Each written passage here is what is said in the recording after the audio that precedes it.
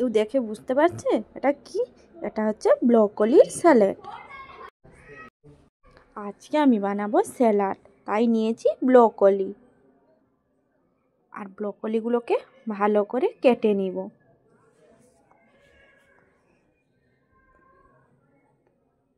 ছোট ছোট করে পিস করব, যেহেতু আমি এটা স্যালাড বানাবো।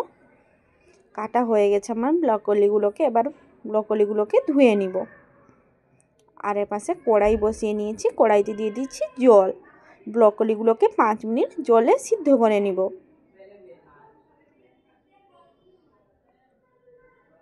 আর ব্রকলি প্রত্যেক দিন খাওয়া শরীরের পক্ষে অনেকটাই ভালো, উপকারী, হেলদিও।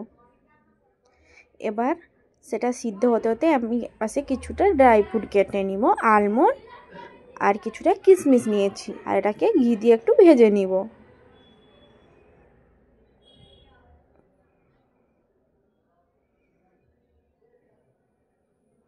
আর নিয়েছি 200 গ্রাম একটা দইয়ের প্যাকেট, টক দই।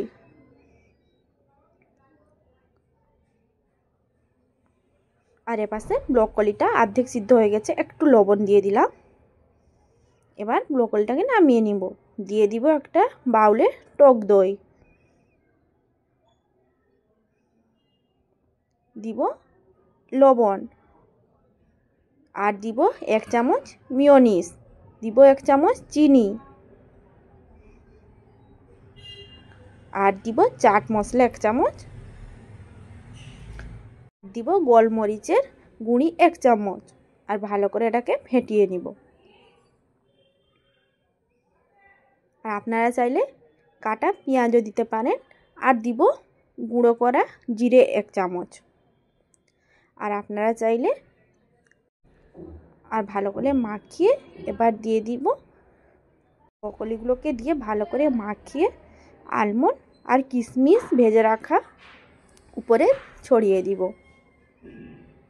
এটাকে মাখিয়ে এবার একটু শুকনো লঙ্কার গুঁড়ি একটু করে ছড়িয়ে নিব। আপনারা চাইলে দিতেও পারেন, নাও দিতে পারেন। আর নিব আমুলের ফ্রেশ ক্রিম, উপরে দিয়ে দিব। রেডি হয়ে গেল ব্রকলির স্যালাড। ভিডিওটা ভালো লাগলে লাইক শেয়ার কমেন্ট করবেন।